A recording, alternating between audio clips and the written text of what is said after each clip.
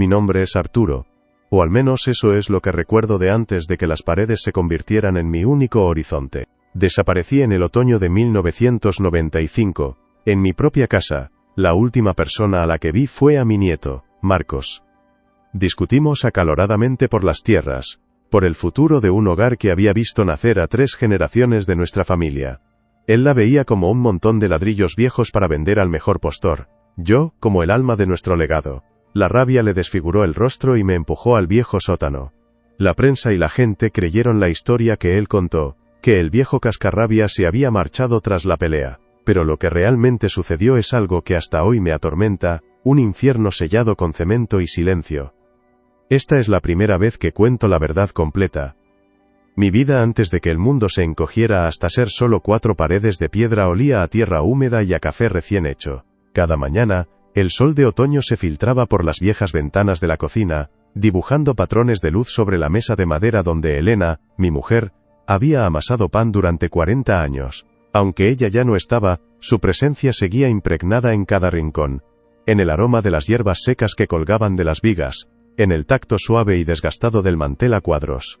Mi rutina era sencilla, anclada a la tierra que me vio nacer. Cuidaba del pequeño huerto, hablaba con las tomateras como si pudieran entenderme, y sentía el pulso de las estaciones en mis manos agrietadas. La casa no eran solo ladrillos, era un organismo vivo, el corazón de nuestra familia, y yo era su guardián. Marcos, mi único nieto, había crecido correteando por esos pasillos. Le enseñé a distinguir el canto de un jilguero, a saber cuándo la tierra pedía agua. Para mí, él era la continuación, la promesa de que nuestras raíces seguirían aferradas a este lugar. Pero en los últimos meses, algo había cambiado. Una frialdad sutil, como una corriente de aire helado bajo una puerta mal cerrada, se había instalado entre nosotros. Marcos llegaba tarde, con los ojos brillantes de una ambición que yo no reconocía.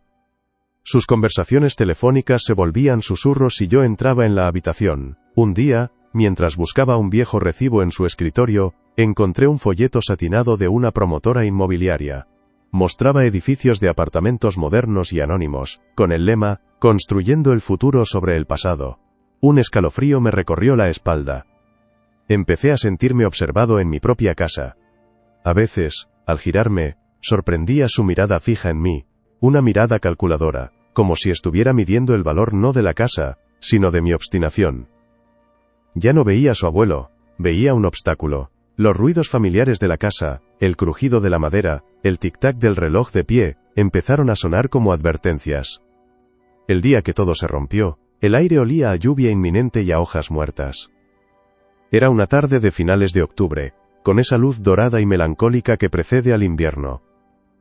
Estábamos en el salón.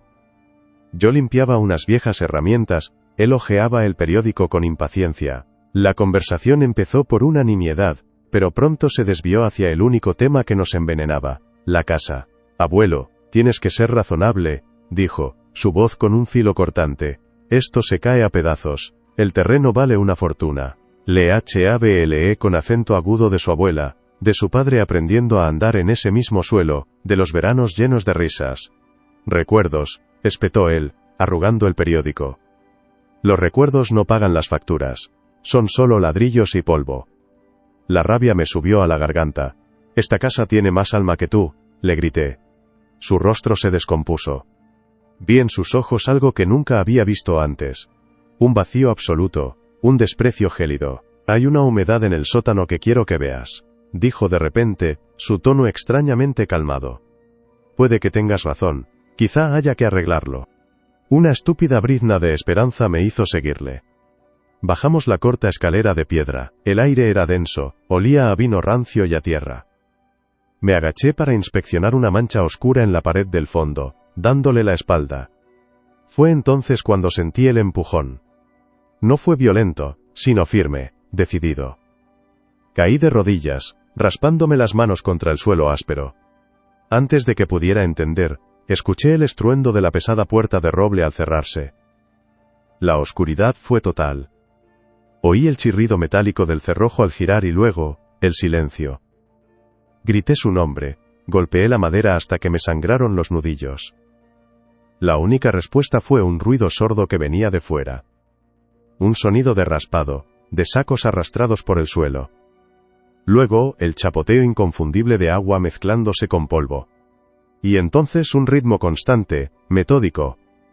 El golpe seco de un ladrillo al asentarse sobre una capa de argamasa fresca. Estaba tapiando la puerta. El olor a cemento húmedo empezó a filtrarse por las rendijas, un aroma acre, que ahogaba el olor a vino y a tierra. Fue en ese instante, con el sonido rítmico de mi tumba siendo construida al otro lado, cuando comprendí que no había vuelta atrás. Cuando los sonidos de la construcción cesaron, un nuevo tipo de silencio cayó sobre mí. No era la paz del campo por la noche, sino un silencio denso, pesado, que presionaba mis oídos. En esa oscuridad perpetua, mis otros sentidos se agudizaron hasta un punto doloroso. El mundo exterior se redujo a un eco, a una vibración a través del suelo de madera que era, a la vez mi techo y el suelo de su libertad. Durante años ese suelo fue mi periódico, mi telediario, mi ventana a la mentira que se había convertido en mi vida. Mucho después, cuando volví a ver la luz del sol, pude unir las piezas de ese puzzle macabro. Pude ver los recortes de prensa amarillentos, las grabaciones de los noticiarios locales. Pude por fin poner imágenes a los sonidos que me habían torturado.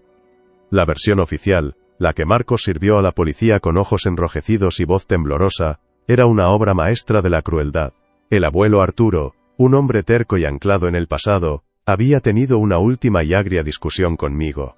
Incapaz de aceptar que los tiempos cambian, había hecho una pequeña maleta, había cogido los ahorros que guardaba en una caja de hojalata, y se había marchado en mitad de la noche, jurando no volver jamás. Estaba dolido, le oí decir a través del suelo a un agente de la Guardia Civil, cuya voz grave y comprensiva era como un martillo en mi alma. Siempre decía que prefería morir, antes que ver esta casa convertida en otra cosa. Quizás se fue a buscar un lugar donde el tiempo no pasara. La policía se lo creyó. ¿Por qué no iban a hacerlo? Era la historia más sencilla. Un anciano cascarrabias que huye de la modernidad. Un cliché tan viejo como las piedras de mi casa. Vi mi rostro en la televisión local. Una foto antigua, de la boda de un sobrino, donde salía sonriendo con Elena. Arturo Vargas, 82 años, desaparecido. El presentador leía con solemnidad los detalles que Marcos había proporcionado. Describían la ropa que supuestamente llevaba puesta. Una chaqueta de pana que no me ponía desde hacía un lustro. Hablaban de mi carácter difícil, de mi apego casi obsesivo a la propiedad. Me pintaron como un hombre que había elegido desaparecer, un fugitivo de su propia vida. Y Marcos estaba allí, en el plató, con el rostro compungido, haciendo un llamamiento. Abuelo, por favor, vuelve a casa. Todo se puede arreglar, te queremos. Ver esa grabación años después me revolvió el estómago, porque yo recordaba el sonido de sus pasos sobre mi cabeza esa misma noche. Un caminar tranquilo, rítmico, el de un hombre sin ninguna preocupación en el mundo. Luego vinieron los rumores, las habladurías del pueblo que, como la hiedra, se enredaron en la narrativa oficial y la hicieron más fuerte. Descubrí que algunos decían que me había fugado con una mujer de un pueblo vecino, una viuda con la que a veces charlaba en el mercado. Otros, más imaginativos, susurraban que había encontrado un viejo mapa del tesoro de mi bisabuelo, y me había ido a buscar fortuna. La versión que más dolió, la que me contaron con reparo mis sobrinos lejanos cuando fui rescatado, fue la del suicidio. Que la pena por la muerte de Elena y la disputa con su nieto me habían superado. Y que me había arrojado a algún río o barranco lejano para que nadie encontrara mi cuerpo. Me imaginaba a mis viejos amigos, los que quedaban, sentados en el bar, negando con la cabeza. Pobre Arturo, siempre fue un cabezota. Se le fue la cabeza al final. Cada una de esas palabras inventadas, era un ladrillo más en mi muro, una paletada de cemento sobre mi nombre. La investigación policial fue una farsa que oí desarrollarse sobre mi cabeza. Vinieron 2 veces. Escuché sus botas pesadas en el salón, sus voces haciendo preguntas rutinarias. Marcos les enseñó la casa. Les oí abrir armarios, moverse por las habitaciones. ¿Y el sótano?, preguntó uno de los agentes. Mi corazón dio un vuelco. Escuché los pasos de Marcos dirigiéndose hacia la puerta del pasillo que llevaba a las escaleras. Ahí abajo no hay nada, dijo Marcos con una naturalidad escalofriante. Solo trastos viejos y humedad. De hecho, la puerta se atascó hace semanas, tengo que llamar a un carpintero. Pero él nunca bajaba, le daban miedo las arañas. Y oí a la gente reírse. Una risa corta y cómplice. Se creyeron la mentira de la puerta atascada. No insistieron. ¿Quién iba a pensar que alguien sería capaz de emparedar a su propio abuelo? La maldad de Marcos no residía solo en su acción, sino en su comprensión de la naturaleza humana. La gente tiende a creer la explicación más simple, no la más monstruosa. Mientras el mundo me daba por huido, por loco o por muerto, yo yacía a pocos metros bajo sus pies, escuchando la vida seguir su curso. Escuché a Marcos recibir las condolencias de los vecinos, su voz quebrada por una pena que era pura interpretación. Le oí hablar por teléfono con promotores inmobiliarios, su tono cambiando de la aflicción a la avidez en cuestión de segundos. El mundo exterior no solo se había equivocado, había sido cómplice de mi desaparición al aceptar una mentira cómoda. Mi familia, mis amigos, la comunidad que yo creía conocer, todos habían aceptado mi borrado, y el dolor de esa traición, la traición de la indiferencia y la credulidad, era a veces más agudo que el hambre, más oscuro que la propia negrura que me envolvía. Me habían enterrado no solo bajo tierra y ladrillos, sino bajo el peso de una historia que no era la mía. El tiempo en la oscuridad no se mide en días sino en ciclos. El ciclo del hambre, el ciclo de la sed, el ciclo del sueño y el ciclo del terror. Al principio, mi única compañía era el eco de mis propios gritos, que morían contra la pared recién levantada. Luego, cuando la garganta se me quedó en carne viva, y la desesperanza empezó a pesar más que el hambre, me callé. Y empecé a escuchar. Mi universo se contrajo a un rectángulo de piedra y tierra, el olor a humedad y a vino avinagrado se convirtió en mi único perfume, el frío del suelo, mi única manta. La oscuridad no era completa. En lo alto, donde el suelo de madera del salón se unía con la pared de piedra, una imperfección, una minúscula rendija, dejaba pasar un hilo de luz. Durante el día, era un sable de plata que cortaba la negrura, lleno de motas de polvo que danzaban como estrellas en una galaxia privada. Ese haz de luz era mi reloj, mi calendario, mi sol. Seguía su lento viaje por la pared opuesta, marcando el paso de las horas. Cuando desaparecía, sabía que había llegado la noche. La sed fue el primer demonio. Mis labios se agrietaron, mi lengua se convirtió en un trozo de esparto.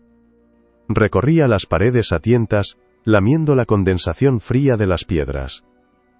Fue una bendición del infierno descubrir una vieja tubería en un rincón que, de vez en cuando, soltaba una gota.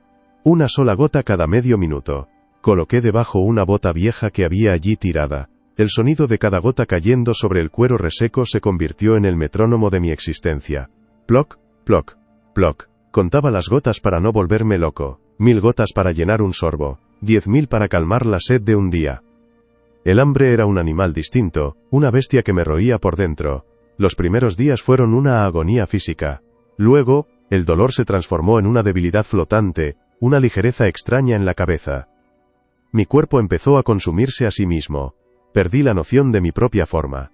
Mis manos, antes fuertes y callosas por el trabajo en la tierra, se volvieron garras de pájaro. Hurgando en la tierra del suelo, encontré gusanos.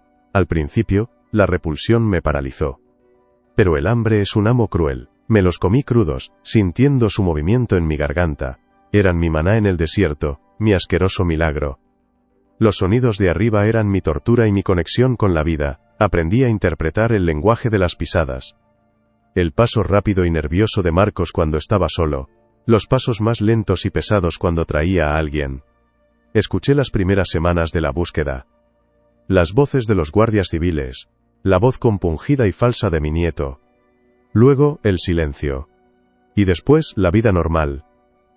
Escuché la música de la televisión, las risas. Escuché una celebración de Navidad. Oí el tintineo de copas, las voces cantando villancicos. Yo estaba debajo, temblando de frío, con el estómago vacío y el alma rota, mientras ellos celebraban el nacimiento de Cristo sobre mi tumba. Escuché fiestas de cumpleaños, discusiones de pareja, el llanto de un niño pequeño. Se había casado, había tenido un hijo, un nuevo Vargas crecía en la casa, ignorante del monstruo que lo había engendrado, y del fantasma que vivía bajo sus pies. Cada risa, cada nota musical, era una paletada de cemento sobre mi espíritu. El punto de inflexión llegó después de lo que calculo que fue el segundo invierno. El frío era tan intenso que la gota de agua se congelaba en la tubería. Estuve días sin beber. Mi cuerpo se rindió. Yacía en el suelo, esperando el final. El hambre y la sed me llevaron a un estado de delirio. Y en ese delirio, la vi. A Elena. No como un fantasma, sino como un recuerdo tan vívido y real que podía oler su perfume a jabón y lavanda. Se sentó a mi lado en la oscuridad, su imagen forjada por mi mente moribunda. No habló, solo me miró con esa mezcla de amor y regañina que tan bien conocía. Y en su mirada leí un mensaje. no dejes que gane, no le des esa victoria. Cuando la alucinación se desvaneció, algo en mí había cambiado. La desesperación se había quemado, dejando tras de sí un ascua de rabia pura y fría. Ya no quería morir. Quería vivir para contar la verdad. Mi supervivencia dejó de ser un instinto para convertirse en un acto de voluntad, en mi última y más importante tarea. A partir de ese día, mi rutina se volvió metódica, casi militar. Hacía ejercicios en mi celda, caminaba de una pared a otra, contando los pasos. 1000 pasos por la mañana, 1000 por la tarde. Hacía flexiones contra la pared, hasta que mis débiles músculos gritaban. Luchaba contra la atrofia. Mi mente también se convirtió en un músculo que ejercitar. Recitaba poemas que aprendí en la escuela, repasaba la historia de España, resolvía problemas matemáticos imaginarios. Y sobre todo, repasaba mi testimonio. Una y otra vez, en voz baja, para no olvidarme de ningún detalle. La discusión, el empujón, el sonido de los ladrillos, el olor del cemento. Me convertí en el guardián de mi propia historia, un monje en un monasterio de piedra y oscuridad, esperando el día en que pudiera predicar mi evangelio de la verdad. Fue durante uno de mis registros metódicos del suelo que mis dedos encontraron algo duro y pequeño. Lo limpié con mi camisa raída. Era una pequeña medalla de San Cristóbal, el patrón de los viajeros. Se me había caído del llavero durante la pelea, la apreté en mi puño. No era creyente, pero en esa oscuridad, aquel trozo de metal se convirtió en mi ancla. Era un pedazo del mundo de antes, una prueba tangible de que yo, Arturo, había existido.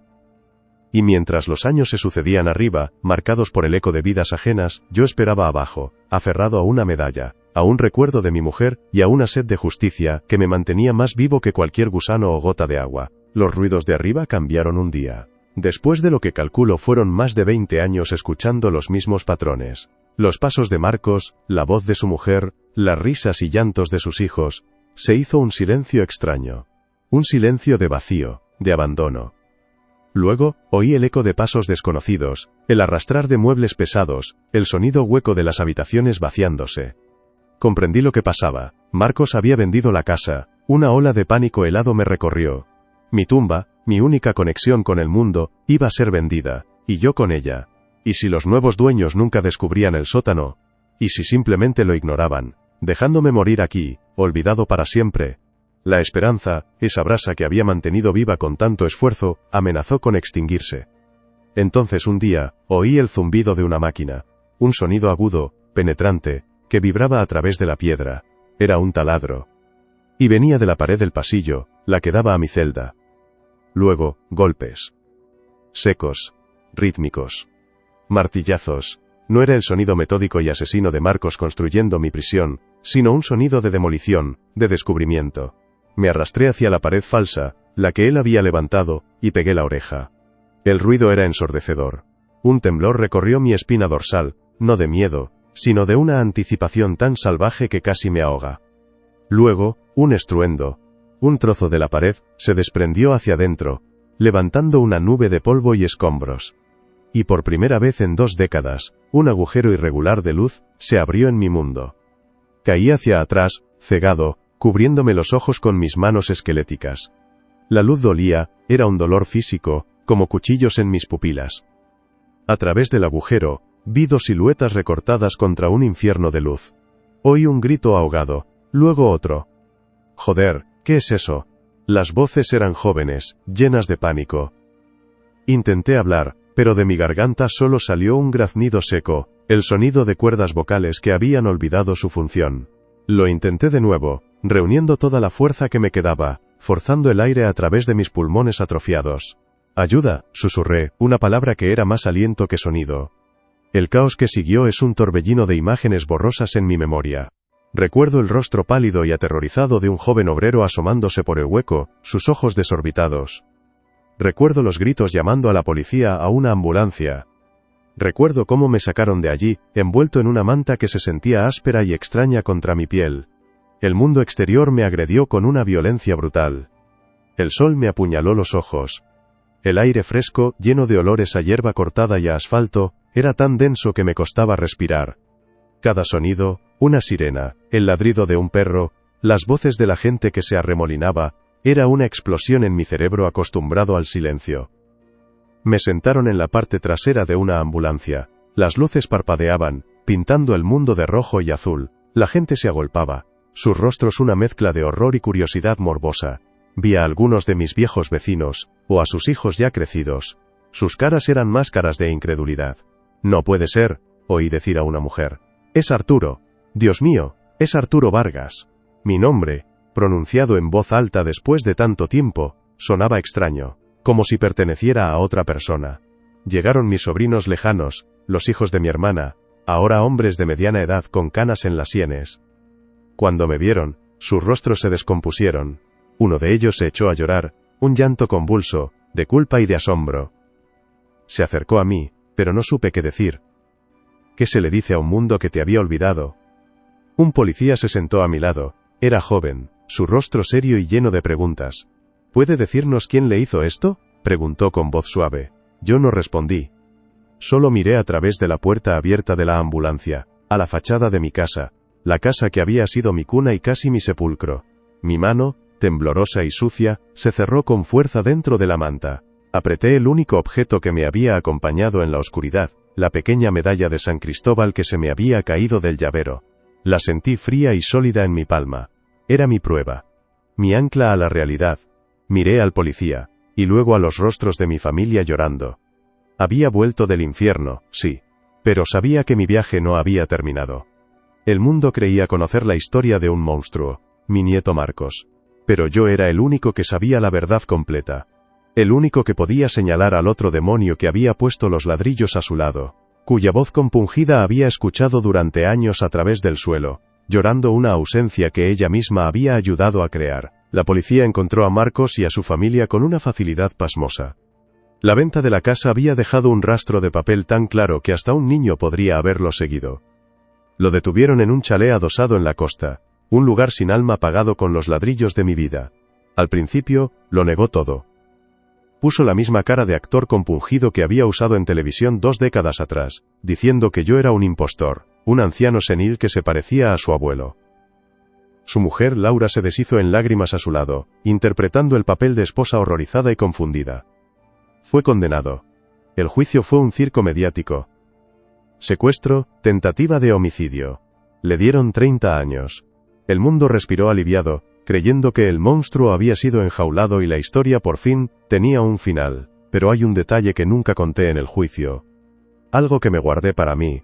Un fragmento de mi infierno que las actas judiciales no recogen, no por piedad sino porque era un horror tan íntimo, tan personal, que las palabras parecían profanarlo. Todos vieron la medalla de San Cristóbal que apretaba en mi mano cuando me rescataron.